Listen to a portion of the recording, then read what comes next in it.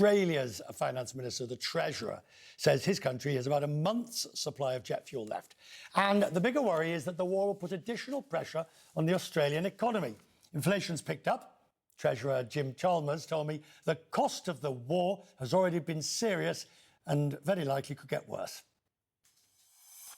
It feels like a very dangerous moment for the global economy. The consequences and the costs of this war in the Middle East are already very serious and they risk being quite severe. We saw that in the International Monetary Fund scenarios which were released earlier this week. And so I think there's a level of concern here amongst economic ministers gathered in Washington, D.C., that even when the Strait of Hormuz is properly reopened again, we'll still feel the consequences of this oil shock for some time. It's possible that the conditions in the global economy get more difficult before they get easier. And so all of this is playing out in our considerations at home in Australia, and particularly when it comes to putting together the government's fifth budget. And that's the big problem, isn't there? Because as I was talking to the chief economist at the IMF, the amount of headroom, fiscal headroom, as you say, is limited, not just you or other governments, but at the same time you have to put in place measures to help business and homes and households who are affected. How are you balancing that? Well, the primary way that we can help, the most effective way that we are helping already, is to secure more supply, whether it's uncontracted shipments in and around the world, securing more of that for Australia, engaging with our industry, with our international partners. Even in the course of the last 24 hours, I've met with economic ministers from the countries which provide more than 50% of our diesel, around 3/4 of our petrol and our jet aviation fuel. And so all of that engagement is the best way that we can help to secure more supply. Beyond that, we've cut petrol taxes temporarily, and we're considering other ways to support families and small businesses as well, because they're doing it especially tough. You know, the Australian people and Australian small businesses, they don't choose the circumstances of this war in the Middle East, but they're paying a hefty price for it.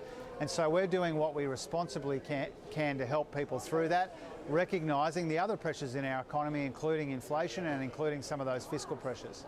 I know the Reserve Bank's independent, but as they're looking at higher inflation, what argument would you use if you were asked for them to stave off raising rates, even though inflation has been above target for some considerable period? Well, as you correctly anticipated in your question, Richard, I don't give free advice to the independent Reserve Bank. There are good reasons why Australian treasurers don't do that. But I do acknowledge that whether you're making policy, monetary policy as a central bank governor or board member, or whether you're making fiscal policy as a treasurer or a governor or a government, there are some difficult balances to strike here. We are expecting higher inflation, we are expecting slower growth, and so we have to weigh those pressures up. Now, I'm confident as a government in our budget that we will get the balance right, but I'm not complacent about it because we're hostage to those developments in the Middle East. But also, the other thing that's important to your viewers, Richard, when they're thinking about Australia, is we go into this period of difficulty with some very considerable strengths. You know, the IMF data that came out this week said that Australia's got one of the 3 strongest budget positions in the G20, for example. We had unemployment come out yesterday at 4.3%, so very low unemployment, lots of jobs still being created in the Australian economy. We had faster GDP growth than any major advanced economy to finish 2025, and so we've got a lot coming at us from around the world, but we've got a lot going for us as well in Australia. It's a very good investment destination. We've got a lot of strengths even as we go through this difficult period together. Treasurer, finally, be blunt, how pissed off are you that you're put into this position, arguably a war of choice, that with ramifications that hadn't been thought through? You had an economy that was chugging along very nicely, and now all of a sudden there are black clouds up in every horizon in every different direction.